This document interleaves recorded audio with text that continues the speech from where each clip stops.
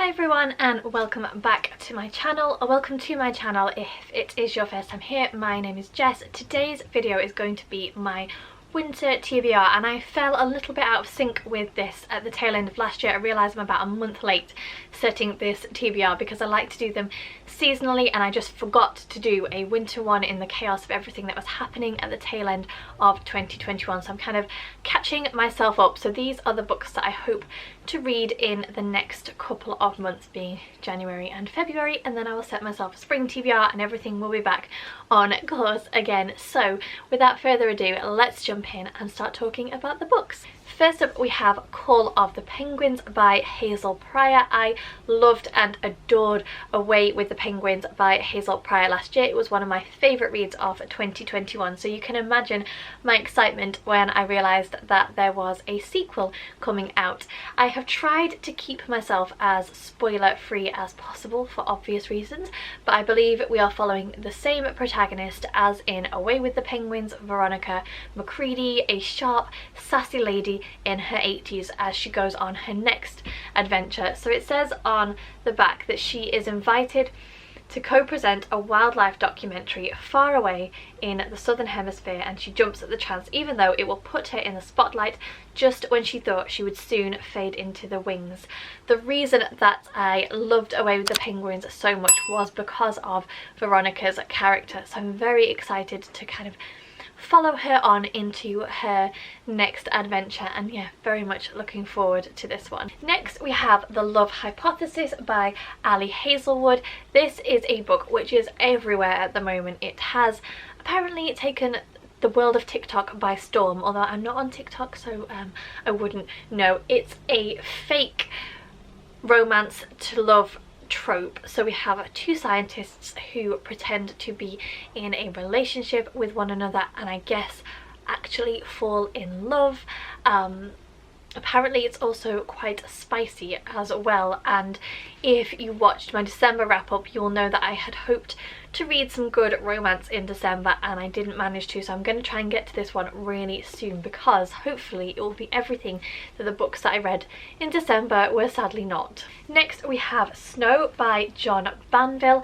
I felt like, and this might be me misremembering, but I felt like last year I didn't read that many thrillers. I normally have quite an eclectic reading taste, but I feel like I didn't really delve into the world of thrillers, and this was Waterstone's thriller of the month in November, I think. So I picked it up and I think that with the setting and the time of year it's just going to be a really good read. So it gives me very much Agatha Christie vibes. We have a remote country house and a murder. Everyone has something to hide and we're kind of uncovering what really has gone on. So very excited to read this one. It seems like the perfect winter read, and hopefully it's not too creepy, so yeah, one I added to my list. Then we have my book club's pick for the month, and this month we are venturing into the world of space.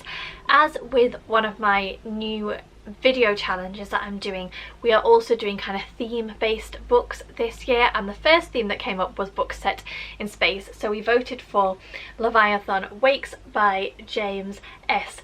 A. Corey. I believe James S. A. Corey is a pen name for two different authors, correct me if I'm wrong. So yeah, this is sci-fi. I think technically it's what's known as a space opera. Essentially the solar system has been colonized, so people live on the moon and other planets like Mars, for example. Jessica showing her very limited knowledge of books set in space, but war is on the horizon, and we follow two characters.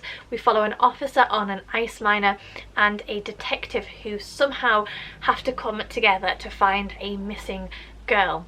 This has been described as a noir murder mystery set in space, and I'm just very intrigued. Sci-fi is not, sorry I'm losing my voice here, sci-fi is not a genre that I read a whole lot of, and certainly I don't think I could ever say that I've read a space opera or anything like this. So yeah, very excited. This is also the first one in a series, so potentially it unlocks further and future reading opportunities. But yeah, very interested to see what I think, very interested to see what the book club think of it. Next we have A Reaper at the Gates and A Sky Beyond the Storm by Sabaa Tahir. These are books 3 and 4 of the Ember in the Ashes series, a series that I have thoroughly been enjoying. I'm actually halfway through A Reaper at the Gates at the moment. I started reading it in late November and then I stopped to pick up my Christmas books in December, and I need to go back and finish it.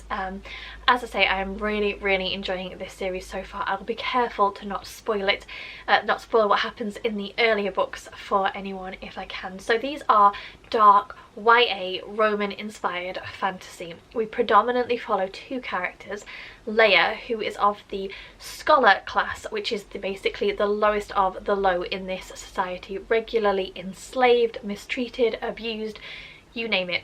And we have Elias, who has been trained from a young age to become a mask, and they are basically highly skilled, highly trained assassins, a feared and revered class in this society. And Leia and Elias's paths cross when Leia's brother is arrested and imprisoned, accused of being a traitor, and Leia joins a rising rebel movement in order to try and free and rescue her brother, and their stories become intertwined. And honestly, don't want to say too much more than that, other than to reiterate that I have really enjoyed them. They are fast paced, they are brutal, they are dark, and I'm just totally here for it. So half of this one to finish and then the finale, and very much looking forward to ticking these two off the list. And then we have The Phone Box at the Edge of the World by Laura Emai Messina. I'm really sorry if I said that wrong. This is a book that I'm very much looking forward to picking up, but I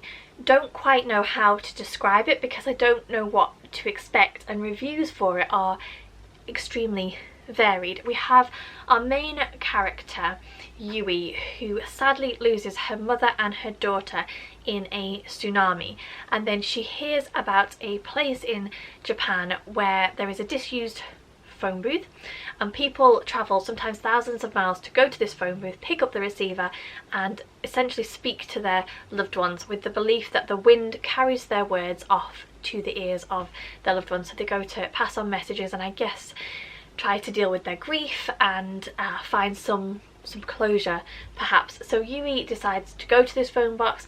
While she's there, she meets a guy called Takeshi, who has recently become a widower, and as a result his daughter has selective mutism. I think we just kind of follow Yui and Takeshi's relationship or friendship as it develops.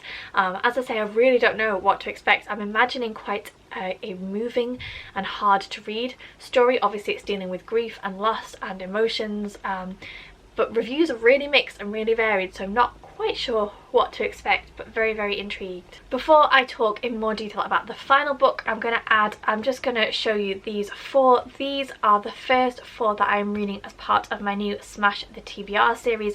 They are all bird related in some way, so they are technically on my winter TBR because I'm hoping to have those read, if not by the end of January, then by mid-February. So we are counting, I can't show you them because I don't want to spoil the video, but we are counting those four.